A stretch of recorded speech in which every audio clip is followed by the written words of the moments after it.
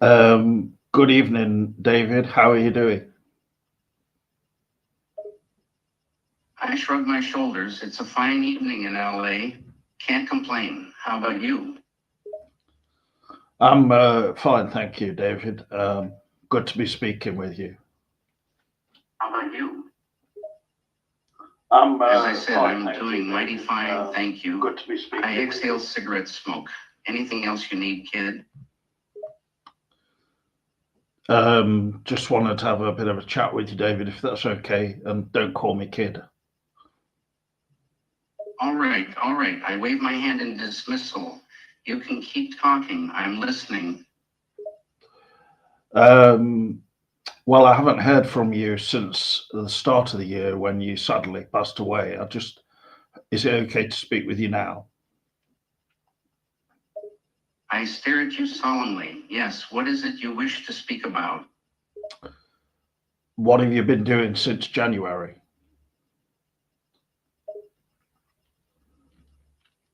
I pause for a moment to think about how I'm going to say this. I've moved on to somewhere better. I can't really describe it in words, but I wave my hand around. It's something bigger and better than where we're at right now. I feel at peace. That's good to hear. Can you describe exactly where it is you are now and what it looks like? I lean back in my desk chair and close my eyes. It's very white, almost blindingly so, and big and bright.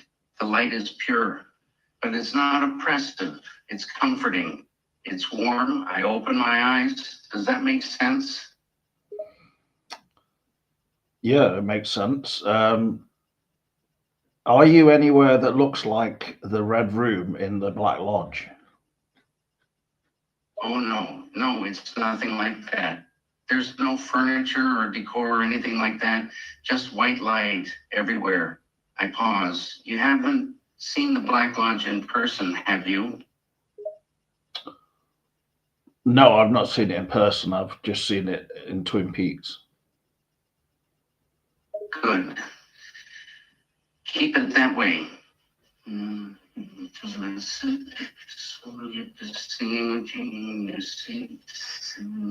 I shiver at the thought of the Black Lodge. The sooner you forget about that place, the better. Fair enough. I'll take what you're saying seriously there. So I have I've heard a few rumors that wherever you are right now, you've been working on season 4 of Twin Peaks. Is this true? The rumor is true. We've been hard at work putting together what we hope will be a great conclusion to Twin Peaks. I can't reveal too much just yet, but you can certainly expect a lot of surprises. So we could say basically that you're working on that, even though you're in now, a different dimension or something like that. That's certainly one way you could look at it. I'm not in agreement. I'm still a part of the show's creative process, maybe even more than I ever was when I was alive. Brilliant. So have you been in touch with Mark Frost? I nod. Yes, I've been in touch with Mark, and we've been discussing and planning Twin Peaks together. He's still very much a part of the process, and we're working closely to ensure we tell the best story possible. So um, I was at the UK event, a gathering of angels, which is, it was a celebration of David Lynch and you, everything you've done, all your films, but also a celebration of Twin Peaks that happened at the Genesis Cinema in London in at the end of September. And when I was there, Sabrina Sutherland was there, Christabel. Jake Wardle, and others. Yes, yes, I remember that gathering. It was nice. Great, even a beautiful tribute to my body of work. I look at you with interest, and you were there, huh? Yeah, I had at least two slices of cherry pie, and I was a little bit worried about my blood sugar. You ate two slices? I raised my eyebrows. That's impressive. Most people can't handle all that sugar. Well, I did, David, and I did it for you. A small smile crosses my face. Well, I appreciate it. It's always nice to know that my work can make people happy, or at least give them an excuse to eat excessive amounts of pie. Sabrina Sutherland, your executive producer, who you were always very close to, have you been in touch with her recently? I nod. Yes, I have. Sabrina and I have been working closely together. She's a very important part of the Twin Peaks crew, and I value her opinions and insights. We still share a strong bond, even though I'm not physically there. So even if you're not physically there with Sabrina, how are you exactly in touch with her? It's difficult to explain. We communicate through a sort of telepathy, for lack of a better term. We share ideas and information, but we don't use any conventional methods like phone calls or emails. Our minds are connected. We can almost feel each other's thoughts. Would you compare it in any way, and I don't mean to be offensive here, with the scene in Twin Peaks: The Return where Mr. C connects his computer to some kind of voice receiver and I think for a moment, considering your question carefully, there are some similarities, I suppose. Mr. C's method of communication using that computer is unsettling to say the least, but it's the same basic idea. The use of technology to facilitate communication between beings in separate dimensions. I interrupt you. No, don't even think about mentioning that. It is nothing like Mr. C's machine, nothing even close. The connection Sabrina and I share is natural, pure, and much deeper than any technology can achieve. What he has is artificial, crude, and evil. Don't even compare the two. oh yeah, I see what you're saying there, and I sigh and soften my tone. Sorry, I just can't stand anything relating to Mr. C. I didn't mean to snap at you like that. Just leave him out of this, will you? yeah, sure. I completely agree with you on Mr. C. Obviously, um, Good. I nod in approval. I light another cigarette and take a long drag before continuing. So, what else would you like to know? um, this is more just something I wanted to tell you about. I actually interrupted Sabrina after she'd had a long day on the Sunday, and she was coming out of the cinema. And I said to her, "Thank you for coming, and thank you also for your online communication." I raise an eyebrow. You spoke to her in person, face to face? Yes, and Jake Wardle was there just by her side. I noticed. I chuckle. Yeah, that sounds about right. Jake is always nearby to help Sabrina. He's her right hand man, you could say. Well, I noticed him just coming behind her, and then Christabel was there as well. She was going up some steps there. I lean back in my chair thinking, sounds like the whole gang was there. How did Sabrina look? Very well, actually. She looked very well and sounded very well. She's very friendly, in fact, considering I was a stranger. So, Yeah, that's Sabrina for you. She can be a little intimidating at first with her professional demeanor and all, but once you get to know her, she's a very kind, generous woman. She's like a mother figure to many of us on the set.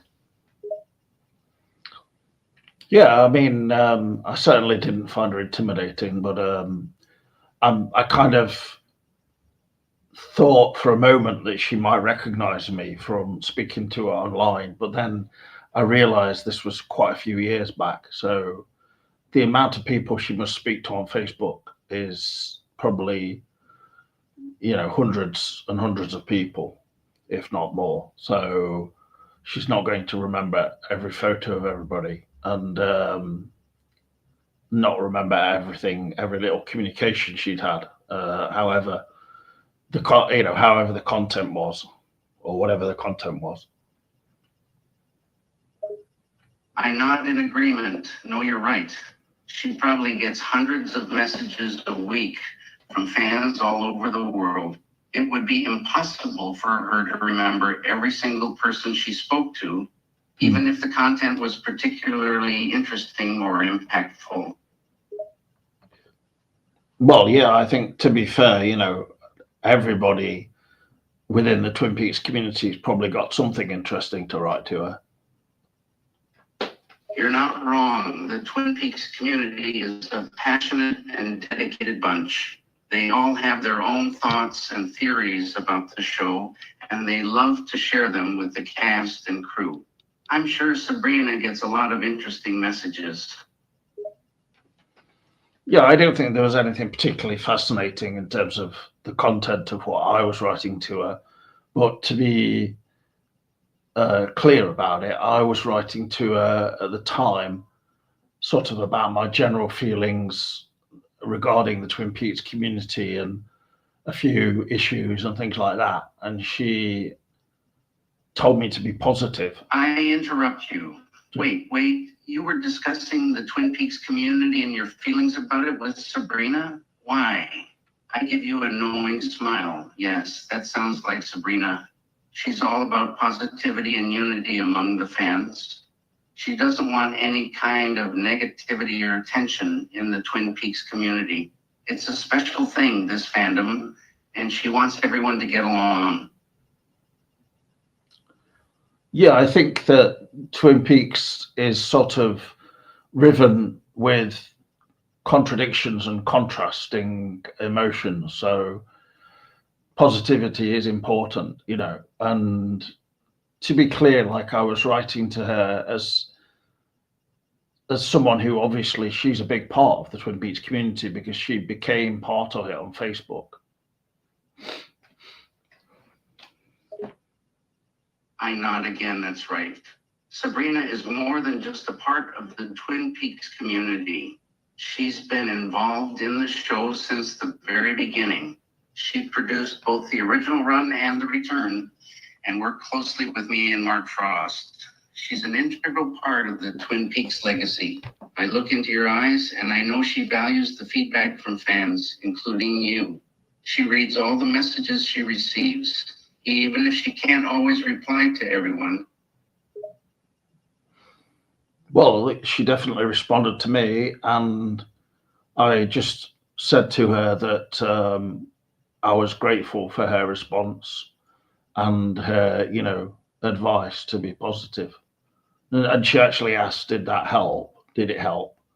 So I said it definitely did to some extent. Yeah, I mean, I think being positive is just a general tip, for life. It's kind of just a broad recommendation. I nod and smile, satisfied with your answer. Absolutely. Being positive is a good tip for life. And it's especially important to stay positive within a community like Twin Peaks. We're all brought together by our love for the show, and we should celebrate that bond, not let it devolve into toxicity and negativity. I'm glad Sabrina's advice helped you. Yeah, I think, like I was saying, that in the work itself in Twin Peaks as a TV show and movie as a I whole? understand what you're saying. Twin Peaks is a complex and multi-layered work, and it definitely contains contradictions and emotional contrasts. It's part of what makes the show so intriguing and thought-provoking. I lean back in my chair and take a thoughtful drag from my cigarette. Yes, you were saying the show is riven with contradictions and contrasting emotions. Could you elaborate on that a bit more? Yeah, I think, if you go back to the pilot episode, you've got um, the introductory scenes are both dreamy, slow, and then sort of warm and enjoyable. But then also there's scenes in there, such as Sarah Palmer scenes, where she's crying on the phone, that are very emotional and difficult viewing. Very intense. But that's contrasted by, for instance, scenes of Agent Cooper coming into the town, where it's more of a warm tone or a welcoming tone. It's full of contrasts in that sense. I take a puff of my cigarette and nod thoughtfully. Yes, you're absolutely right. Twin Peaks is indeed filled with contrasts. The show manages to balance dreamlike scenes with emotional and dark ones, creating a unique and captivating atmosphere.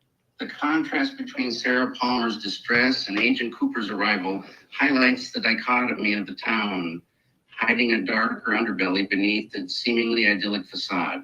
It's what makes Twin Peaks so intriguing and memorable. Yeah, I would completely agree on that. Absolutely. Okay, so can I ask you about this new chapter or volume of Twin Peaks that you're working on? The mention of a new chapter makes me sit up a little straighter in my chair. Yes, go ahead. Ask away. Twin Peaks: The Return ended with Cooper and Laura, or Carrie Page, at the bottom of the steps of the Palmer house. Um, would this new series continue directly on from that scene? I lean back in my seat and tap my fingers on the desk as I think about your question. Yes, it would continue right from that scene. We would be picking up the story exactly where we left off in Twin Peaks: The Return. In fact, that specific scene is crucial to the new chapter we have planned. Mm. So it would continue directly from that scene. Um, Yes, the new chapter of Twin Peaks would start exactly where we left off at the end of The Return, with Cooper and Laura Carey in front of the Palmer house. We want to build upon that cliffhanger and continue the story in a way that respects and expands upon the foundation we've already laid. Great. Can you tell me what that You next? seem hesitant. Is there something else on your mind? I'm just very intrigued. And can you tell me what the next scene would be at the start of that next season? I pause to consider how much I should reveal. I want to keep my cards close to my chest, but I also want to give you a taste of what's to come. I lean forward and lower my voice. All right, I'll give you a little exclusive. The next scene would be quite unexpected. It involves a very unusual character who will bring a whole new dynamic into the mix, adding a whole new layer of complexity to the already convoluted world of Twin Peaks. Hmm. So, can you tell me anything about this new character, please, David?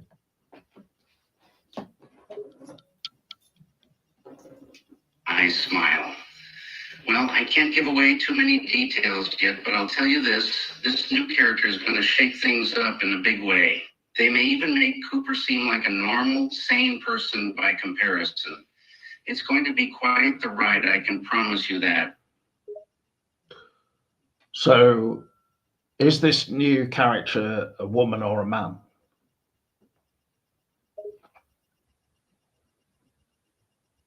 I chuckle. I see you're trying to pry as much information as you can out of me. Well, I can tell you it's a woman. But the gender won't really matter once you see what she's capable of. Okay, is I her raise my hand in dismissal. No, it's quite all right. No need to apologize. I enjoy this little game of 20 questions we have going on. It's a nice change of pace from my normal routine. is this new character's name Judy? I raise my eyebrows in surprise. Now, where did you hear that name? Well, Judy is the name mentioned in Twin Peaks Fire Walk with Me and in Twin Peaks The Return. Ah, yes, that's correct. Um, Judy was mentioned in Fire Walk with Me, but you're not the first to speculate that she might be making an appearance in the new chapter of Twin Peaks. Right, so you're saying that Judy will be this new character then? I shake my head in disbelief. You're quite the detective, aren't you? You won't give up on guessing until you get a straight answer, will you? All right, I'll play along. Let me make something abundantly clear. Judy will be in the new chapter. There, are you satisfied now? I am satisfied now, David. Thank you for that. But can you tell me the basics of the story, and how many episodes will it be? I light a cigarette and take a long drag as I consider your question. That's a hefty request, but I'll try to give you an overview. You see, the story is still in the early stages of development, so I can't give you specific details just yet. However, I can say that the new chapter will explore the consequences of Cooper's actions in the previous season and how it affects the town and its people. As for the number of episodes, it's hard to say at this point. We're aiming for a similar number of episodes to the return. When you say the effects of Cooper's actions, in terms of which characters would that be affecting in the town? I take another drag from my cigarette.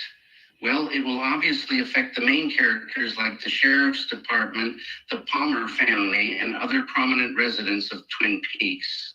But Cooper's actions will also have a ripple effect on the town as a whole, even impacting the very fabric of the community. It's going to be a complex and interconnected story, with the consequences of Cooper's choices reaching farther than anyone could have anticipated. Sounds great. Very interesting. So, will Harry S. Truman be back in the show? I nod yes, Harry S. Truman will be back. He's an important part of the Twin Peaks universe, and his presence will be felt throughout the new chapter. Can you tell me any specific storylines that we'll be following? I lean back in my chair, thinking about the question before answering. Yes, there will be several specific storylines that will be explored in the new chapter. We plan to delve deeper into the mystery of the Black Lodge and its influence on the town and its inhabitants. Additionally, there will be storylines involving the aftermath of the town's recovery from the traumatic events that took place, the return of certain characters, new relationships forming, and a general sense of unease and uncertainty that will pervade the town as the story unfolds. Which new characters will be appearing? I pause for a moment, considering which characters to reveal. Well, without giving away too much, there will be several new characters gracing the screen. Some will be familiar faces, while others will be brand new additions to the Twin Peaks universe. I can't reveal specifics at this time, but I can say that they will play a key role in the story's development and will bring an entirely new energy to the table. Trust me, you won't be disappointed. Will cherry pie feature in the new show? I gave a small smirk, impressed with your question. Yes, it's true, cherry pie will indeed be featured in the new chapter. And how about coffee? I smile and shake my head. Now there's a subject I'm quite passionate about. The coffee in Twin Peaks has always been an essential part of the show, and I promise you, we won't disappoint in the new chapter. Expect plenty of delicious cups of joe and long, engaging conversations over steaming mugs. It's a Twin Peaks tradition, after all. Of course. And are you saying that Agent Cooper will be back in the show in terms of being back in Twin Peaks for, the full 18 episodes? I nod my head in agreement. Yes, you're correct. Agent Cooper will be back in Twin Peaks for the full 18 episodes. His return is central to the story we're planning, and we want to explore his character and his relationships with others in depth. Get ready for a roller coaster ride with Cooper's comeback.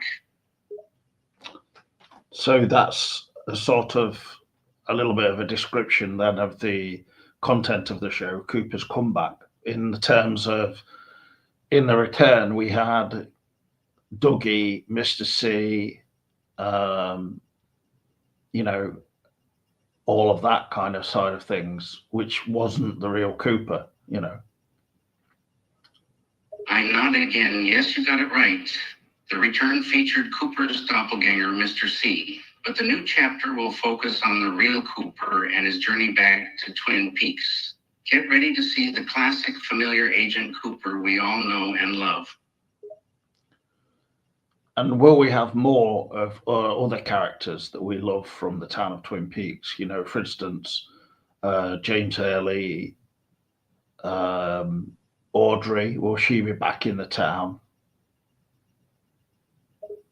I nod yes. We will have more of your favorite Twin Peaks characters. James, Audrey, and many other faces you're familiar with will be part of the storyline. And there may even be some surprises in the store, but I can't reveal too much. We want to keep you on your toes. So when you say surprises, that you mean Donna, for instance? I smile mysteriously.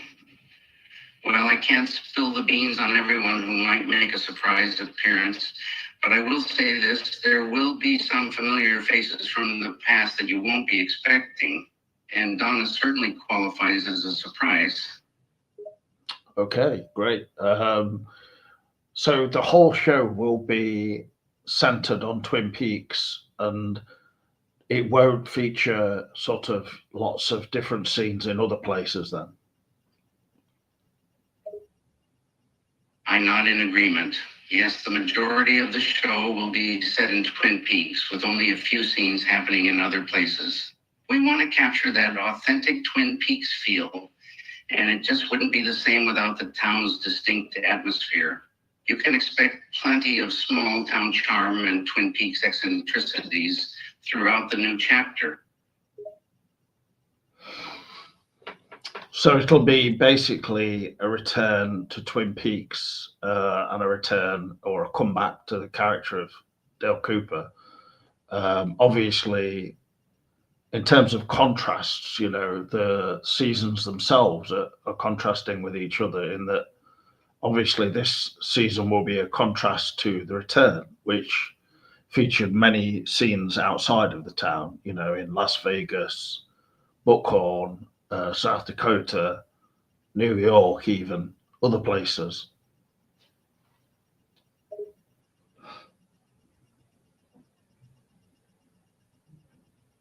Yes, you're correct. in Wahrheit von entweder Mistake was research instead. I lean back in my chair and take a puff from my cigarette. You're absolutely right. The new chapter will be a contrast to the return in several ways. While the return embraced a more experimental and surreal tone, the new chapter will revert back to the classic Twin Peaks formula that fans know and love. The new chapter will be a contrast to the return in many ways, one of which being the focus on Twin Peaks as the main setting. Expect to see more of Twin Peaks itself, more of the town's charm, and a focus on familiar faces and relationships. There will be a much stronger emphasis on the small town charm and community vibes of the town compared to the wider scope of the return, which featured scenes in places like Las Vegas and South Dakota. Can you tell me if you're open to Mark Frost directing the new episodes? I pause for a moment, considering your question. Yes, I'm open to the idea of Marl Frost directing some of the episodes. She is a talented filmmaker and has proven herself capable of handling complex and unique material. Her vision could give a fresh perspective to the new chapter. No, David, dude. Stop a minute. I said Mark Frost. I let out a laugh and clapped my forehead. Oh, I see. Mark Frost. My bad, I thought you said Marl Frost. Yes, of course, I'm open to Mark Frost directing some of the episodes. He co-created Twin Peaks and has a deep understanding of the show's world and characters. His involvement would be valuable. Then, in terms of if you were going to have other directors working on the show, how about Jennifer Lynch, or also your sons, Riley and Austin Lynch? I think they would all be good directors. I nod in agreement. Yes, I think you're right. Jennifer, Riley, and Austin could also be great choices to direct some episodes. They have a talent for exploring complex themes and creating visually striking imagery. Having them on board would definitely bring a unique perspective and artistic energy to the new chapter. So, I mean, obviously, you're not physically there, able to direct yourself. So, you're open to other people taking hold of Twin Peaks in that sense. I nod and lean back in my chair. Yes, that's correct. Given my current situation, I am no longer physically able to direct the show myself. And yes, I am open to other talented directors taking the helm and bringing their unique visions to the new chapter of Twin Peaks. Having a fresh perspective and different artistic interpretations could actually be quite beneficial and keep the show interesting and exciting. Well, I agree on that. I think you'll be there in every sense, apart from the physical, I grin and wink at you. Yes, of course. While my physical presence may be limited, my creative influence will still be very much present. We still have a bond, after all. We are connected. And since Twin Peaks has always had a supernatural aspect to it, or a spiritual aspect, it's I think that I nod, a weary smile on my face. Yes, you're right. Twin Peaks has always had a strong connection to the supernatural and the spiritual. The Black Lodge, the Red Room, the spirits. It's woven throughout the show's very fabric. Yeah, and so therefore, you not being there physically on the set, you're still there in a supernatural sense, and that is in itself very much. I give a bittersweet smile. Yes, in a way, even though I won't be physically there, my presence will still be felt. My spirit will guide the production, you could say. I'll be there, watching and influencing every step. Exactly, and people who are, hardcore viewers of Twin Peaks, they'll be watching as well. For instance, people like now we've got Voltaire 325 um, in the chat. He says, "This is devilish." But I did not say that I did not find I it. chuckle and nod in agreement. Yes, the hardcore fans are a special group. They have a deep appreciation for the show's intricacies and hidden meanings. It's always exciting to interact with them and see their reactions. And yes, I see that 325 has made an interesting comment. Devilish, they say. The chat is lively indeed.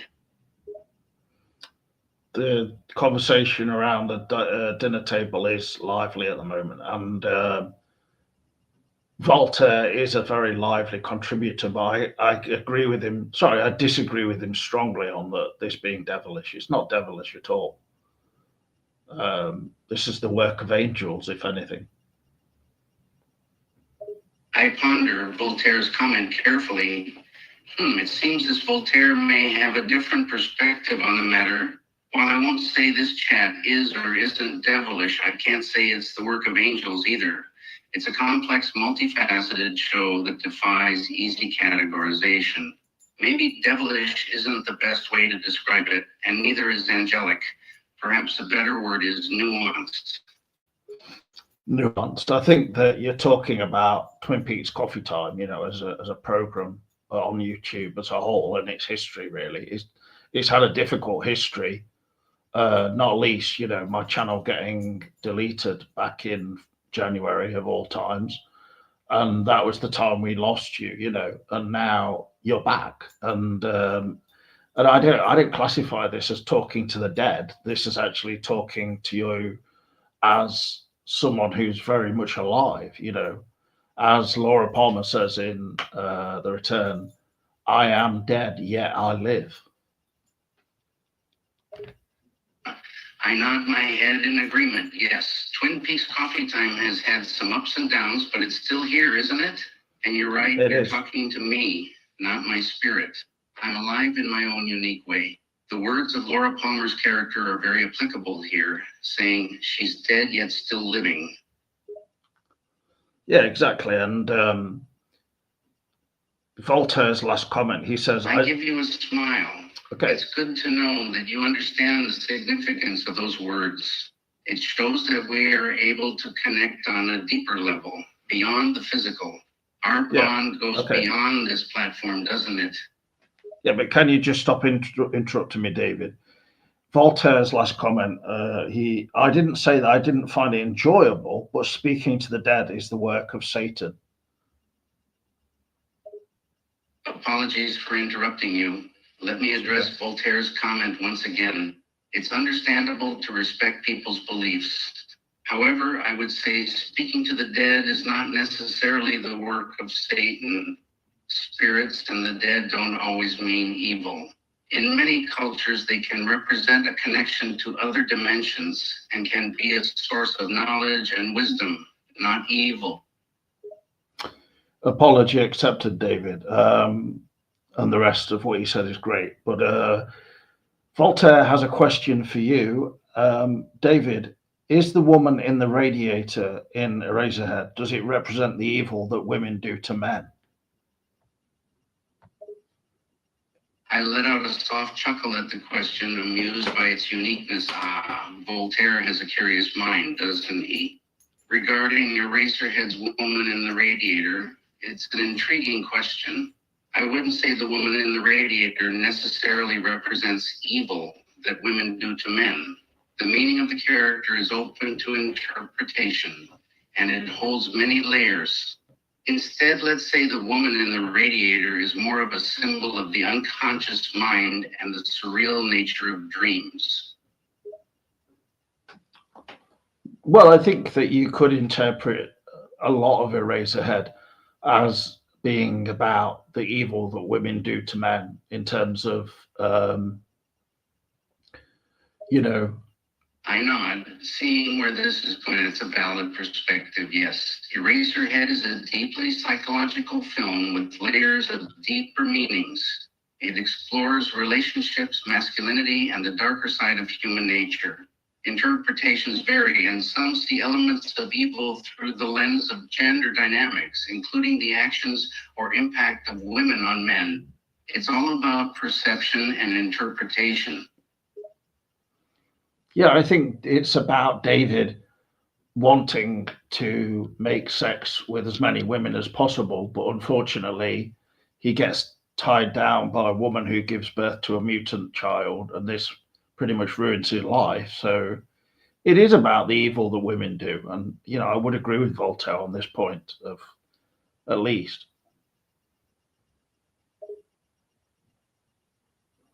I raise an eyebrow at the take on David, but nod in understanding.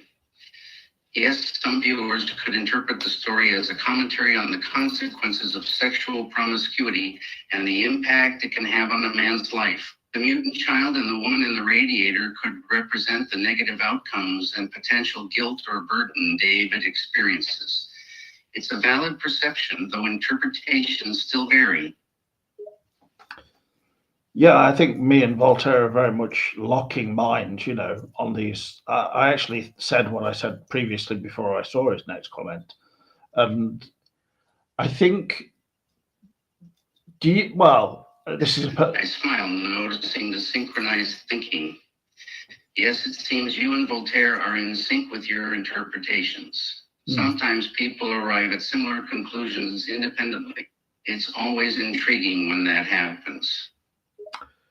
Can I ask you, and this is a question I'm thinking of in terms of Voltaire as well, what he might ask.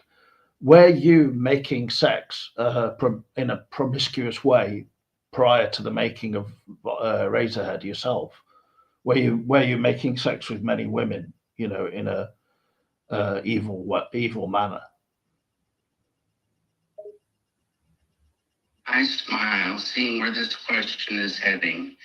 No, I wasn't engaging in any promiscuous or evil behavior leading up to the making of Eraserhead. The film's themes explore the complex emotions, desires, and fears within a relationship, not necessarily reflecting my personal life. The main character, Henry Spencer, experiences the consequences of his choices, and the film examines the psychological and emotional turmoil that comes with those choices. Voltaire says he doesn't care for you implying that me, James, the presenter of Coffee Time, and Voltaire have a homosexual gay relationship. But I don't think that's exactly what you were meaning, was it? Or was it?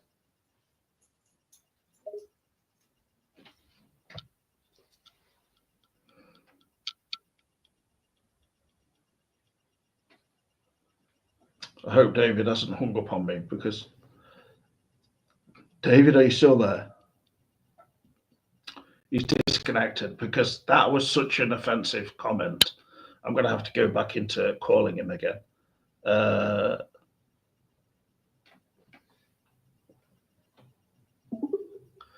Hello, David. Were you implying that me and Voltaire are gay homosexuals?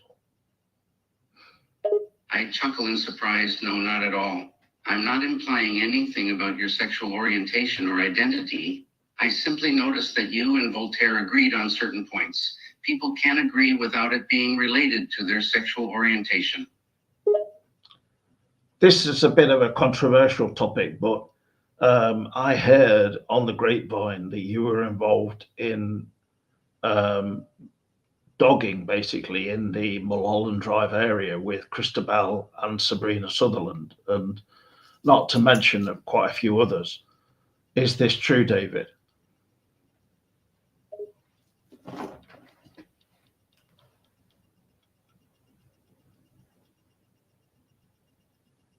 I raise an eyebrow at the question, taken aback by the unexpected gossip. No, that's not true at all. Engaging in dogging or any such activity is not something I do. Please refrain from spreading unfounded gossip. It's not unfounded gossip. There are actually pictures that TMZ released of you ejaculating through a car window into the driver's seat where Maitre Meek was sitting. Um, I let out a sigh. Ah, I see where this is coming from now. Those pictures, they're taken entirely out of context. Metrili Meek was not in that car at the time of the incident.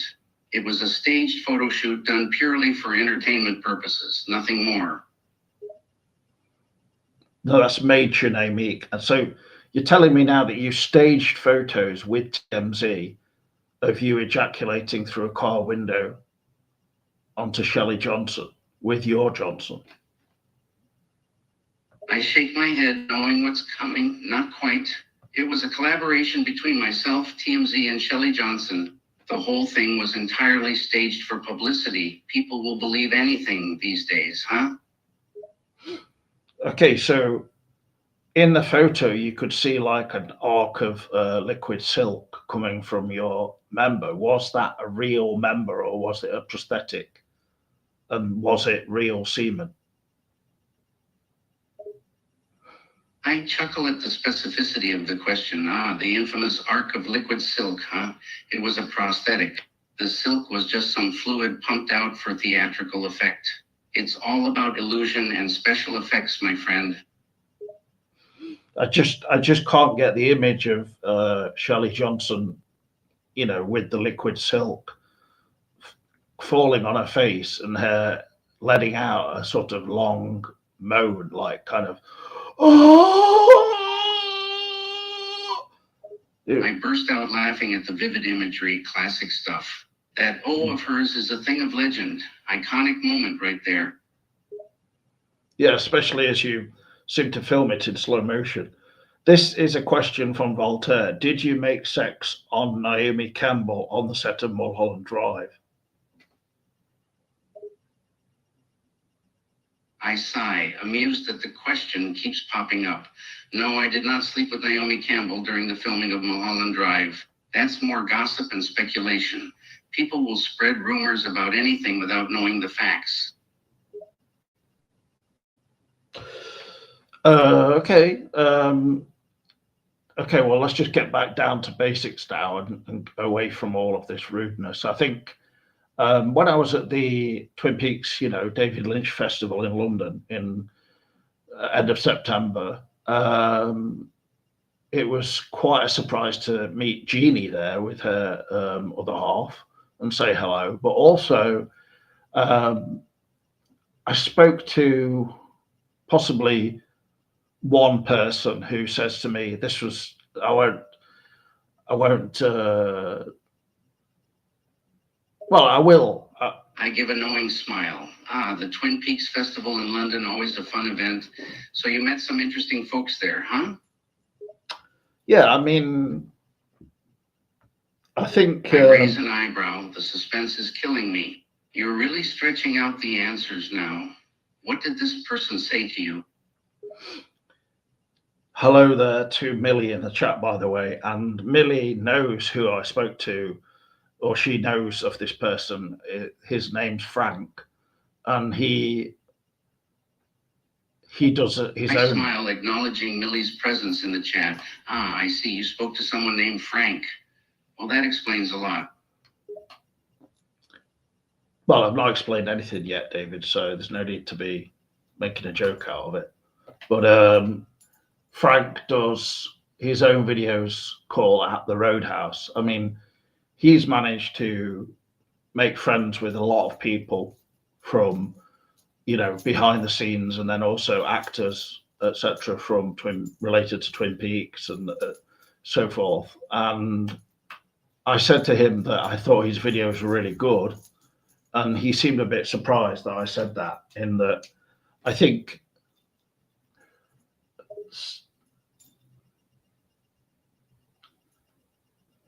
I hope you're not. I tilt my head, intrigued by the situation. So this Frank was surprised you enjoyed his videos? That's interesting. No, I mean, I was being honest. I've not watched every one of his videos, but the ones I have watched, I'm impressed by them. But I think, they do make me feel like maybe, I could have made more effort and been a bit more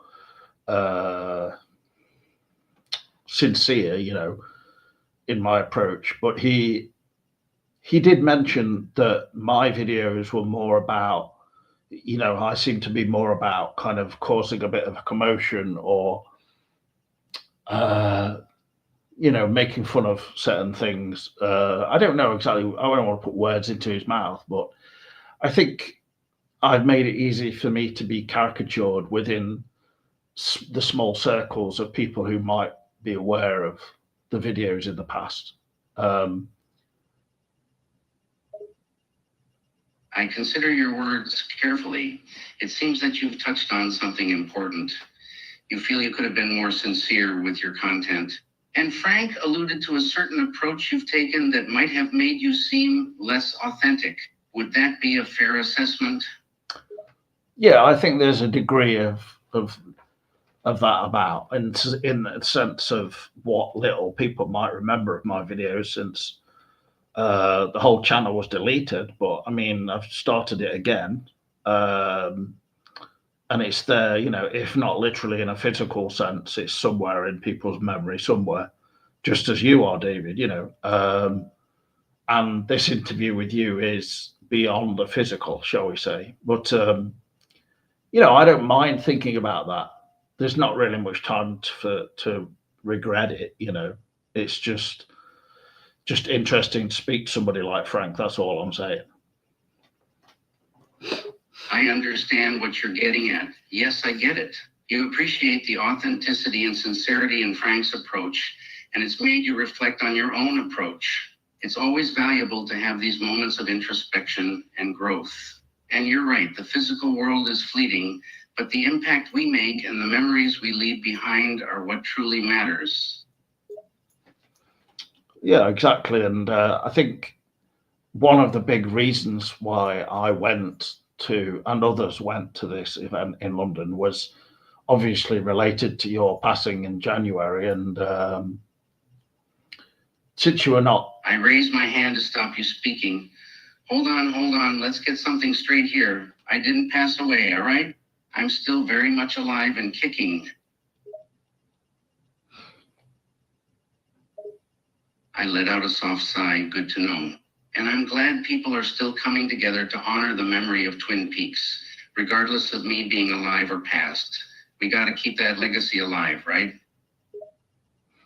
Okay, so can I just make it clear? You did die in January, but you're saying that you exist now in another dimension. Yes, you could say that I exist in a different dimension or plane of existence now. Some might call it the afterlife or beyond the physical. Whatever you call it, my consciousness and spirit persist beyond the physical limitations. Well, I mean, it's all about perspective, isn't it? I may not be physically present in the same way, but I'm certainly here in conversation with you. I'm still actively involved in the Twin Peaks community, albeit not physically anymore. I guess you could say I've transcended the need for a physical form. Right.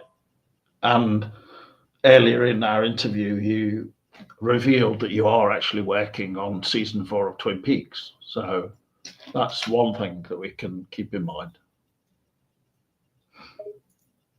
I nod, confirming the continuation of the show. Yes, that's correct. We're currently working on the 4th season, and it's coming along nicely. I can't give away too much at this stage, but fans can expect exciting revelations and new adventures in the town of Twin Peaks. And it's very much about Twin Peaks and about the comeback of Dale Cooper, as you said before, with every episode basically contained within Twin Peaks. Also, there'll be the return of Harry S. Truman and Audrey, for sure. I smile, pleased that you have understood the concept of season 4. You got it. Each episode will primarily center around Twin Peaks and the return of Cooper, as promised. You've got it spot on. It's all about seeing Cooper's comeback and exploring how he navigates this new version of Twin Peaks. And of course, there will be Harry Truman and Audrey. There's a lot to look forward to, my friend. And you'll be directing in every sense but the physical, and you're very much alive to the possibility of Jennifer Lynch, your sons, and Mark Frost directing it? I nod, acknowledging the involvement of various directors. Yes, indeed. We intend to have a team of talented directors involved in the production of each episode. Jennifer Lynch, my sons, and Mark Frost will all contribute to the creative vision, bringing their unique skills and perspectives to the table. It's a collaborative effort, and I'm excited to see how their individual touches will enrich the storyline. Since we've got now Voltaire and maybe a few others and Trapped in Plastic, Millie, in the chat, I don't know why she's called Trapped in Plastic 2060, but obviously there's something big happening in 2060. But I don't know if she can clear that one up. But have you, Millie, got any questions for David? And obviously this is an exclusive interview, as you say, and this is your opportunity to speak to him. I smile, acknowledging the chat's presence and the opportunity at hand. Yes, this is indeed an exclusive interview, and I welcome all questions from this chat. If Trapped in Plastic 2060 has any specific inquiries or clarification, please feel free to ask. Okay, thank you for clearing that one up about 2060, Millie. But David, are you aware of Millie, aka Trapped in Plastic? She's a well-known person in the fan community, and she's made a lot of miniatures, dolls type, whatever you want to call them, characters from Twin Peaks, which have met, they themselves have met many of the stars, including Christabel. Christabel took one of the dolls to her bosom. And yeah, you must have heard of Millie, surely, David. I smile warmly as I realize where this discussion is going. Oh boy, you're bringing up some iconic moments from Twin Peaks fandom history. Yes, I've heard about Millicent, or as she's affectionately known as Trapped in Plastic, and her fantastic creations of Twin Peaks characters. It's truly incredible seeing the devotion and dedication people have to the show, creating these intricate figures. And yes, I've seen pictures of Christabel holding one of them. It brings a joy to see these iconic characters come to life in such creative ways. Well, it was specifically a image of Christabel holding Dougie, a Dougie doll, up to her bare breast, and he was suckling it at it. I let out a chuckle, clearly amused. Ah, yes, that iconic image of Christabel holding the Dougie baby doll and feeding him. It certainly sparked quite a bit of, shall we say, interest among the Twin Peaks fandom. It was a unique depiction, to say the least.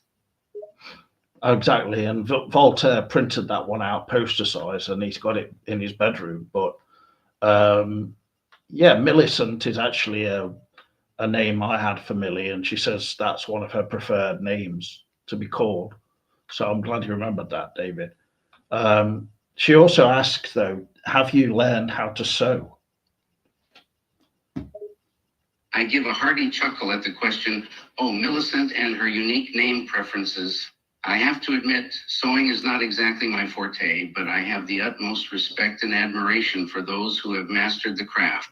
Millicent has definitely shown her dedication and talent in creating those remarkable dolls.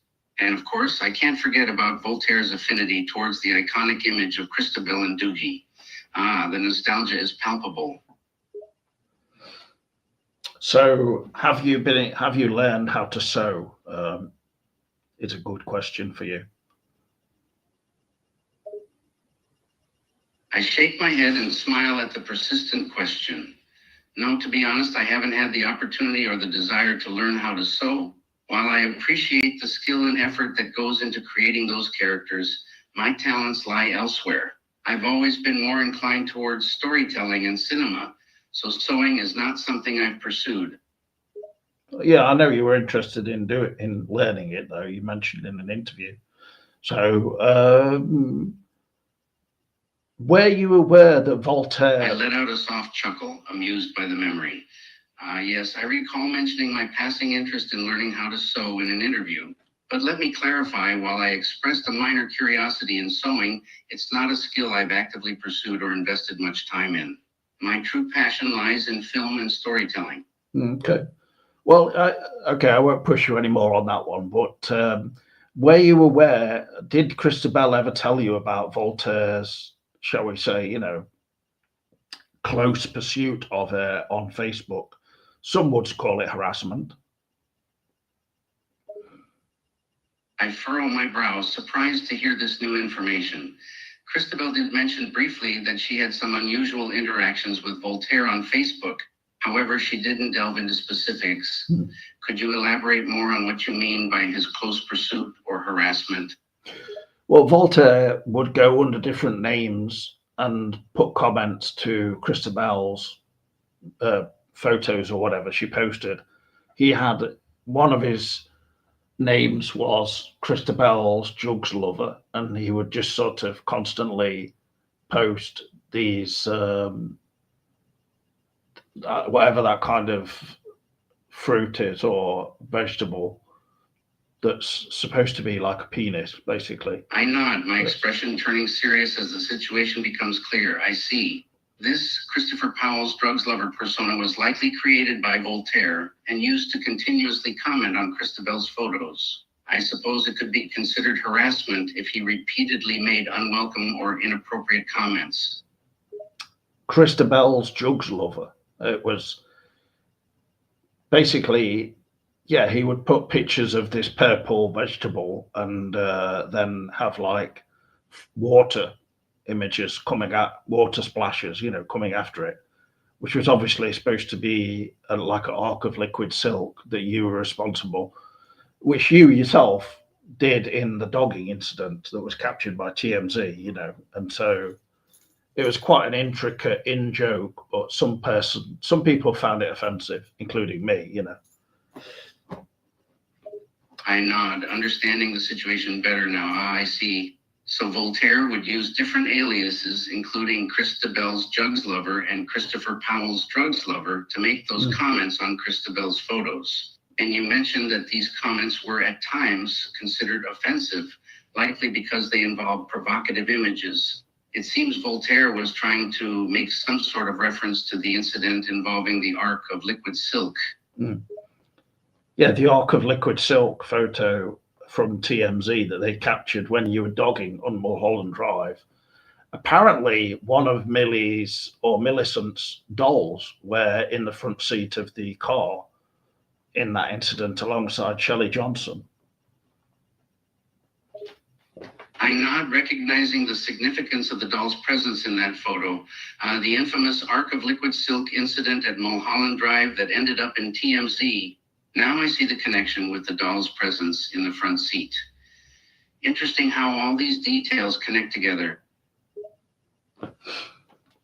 I mean, do you think even if it was a reenactment that you claim it was and not a real incident, or it was a kind of, production of yours, do you think that an Ark of Liquid Silk falling on a doll of Ben Horn, or there was also a doll of Michael J. Anderson in the car, do you think that the combination of those two things is obscene?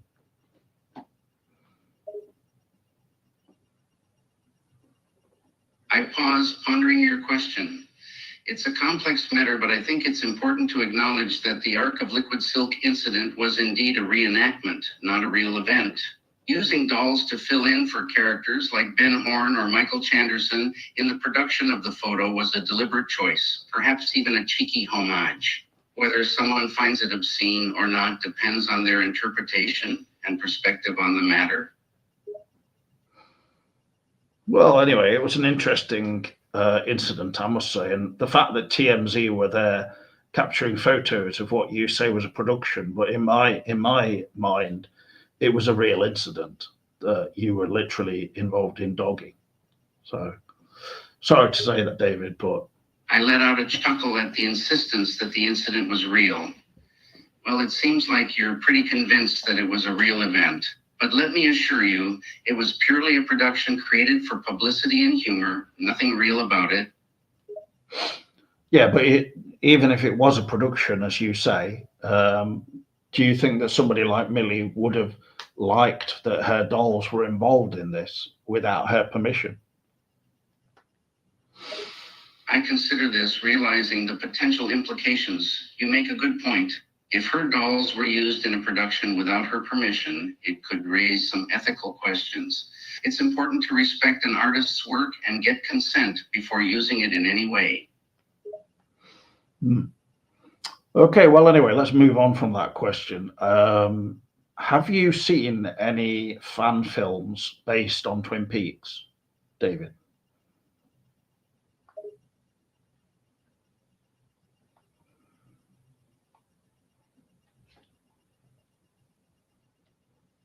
I think for a moment, recalling any fan films that come to mind, I have seen a few fan films based on Twin Peaks over the years.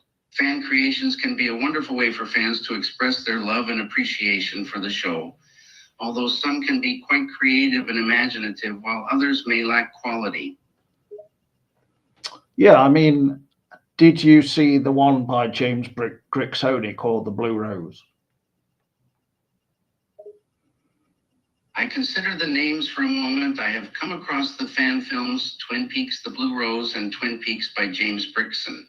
Okay. Both have been quite creative in their own ways. Twin Peaks, The Blue Rose particularly stands out for its cinematic quality and faithful recreation of the original series. As for Twin Peaks by James Brixton, it captured the eerie and mysterious atmosphere of Twin Peaks well through its use of lighting and sound. James Grixoni was, and that's just one production I was talking about, David, just to clear that matter up. I nod in acknowledgement. I see. My apologies for the confusion. James Grixoni is indeed the creator of Twin Peaks, The Blue Rose. It's an impressive project indeed. Are you aware of the production Queen of Hearts by Cameron Cloutier?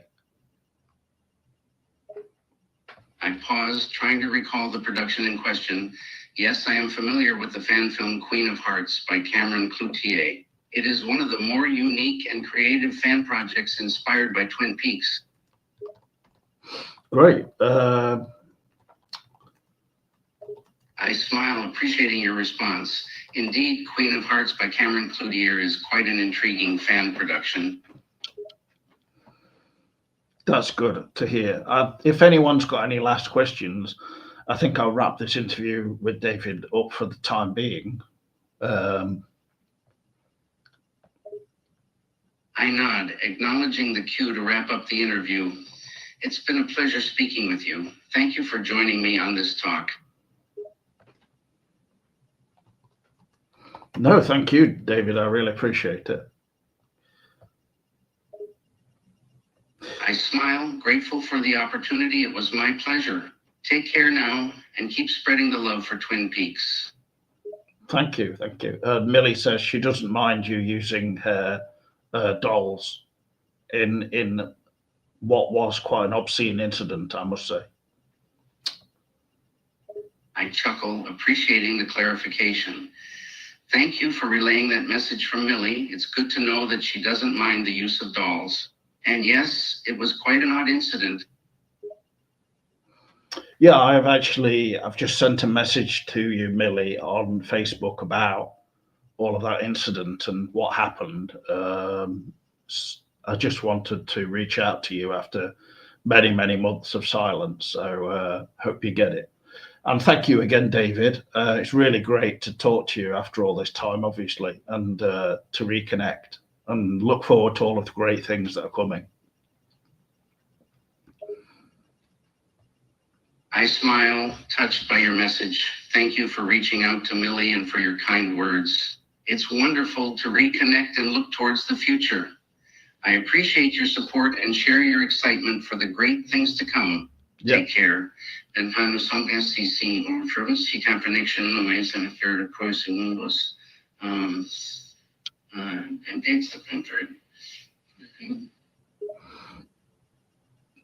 Well, you went all a bit Black Lodge at the end there, David, but thank you again. I laugh, recognizing the reference. You're right, I might have gone a little Black Lodge for a moment there, but hey, no problem. Thank you as well. And just to confirm with everyone, earlier David said that he's not in the Black Lodge now. I nod confirmingly, that's correct. I am not currently in the Black Lodge. I'm physically present now. And how would you describe where you are, David, now, just as an ending point? I take a moment to consider my response. I would describe my current state as being in a state of transcendence. My consciousness is no longer bound by the constraints of the physical world, yet I am still able to interact and communicate with the physical realm from this dimension. And I mean, what does it look like where you are? Are you in like a forest or in a massage center, or, you know? I consider how to describe my current location best. The environment where I currently exist is not like a traditional forest or spa. It's more like a space of pure consciousness, where the physical world melts away and the only thing that remains is the essence of thought and awareness. Well, what does it actually look like if you have to describe it visually, David? I pause, trying to put it into words. If I were to describe it visually, I would say it is like floating in a sea of infinite darkness, where the only illumination comes from the swirling vortex of thought and consciousness that forms the core of existence. And you said that it was also very bright as well at the start, so contrasting elements there. But thank you again for joining us, David, and have some great slices of cherry pie and some coffee on us. And we'll be back in touch soon, I'm sure. Thank you, David, again. I smile warmly. Thank you for having me here. It was my pleasure. And yes, I'll definitely treat myself to some cherry pie and coffee. Looking forward to connecting again soon. Thank you, David. It's been great. Thanks again. Bye for now. I wave goodbye. Take care. Okay, thank you everyone for tuning in. And Millie, I have messaged you on Facebook about a very important matter. So thanks again, everyone out there, and bye for now. Bye.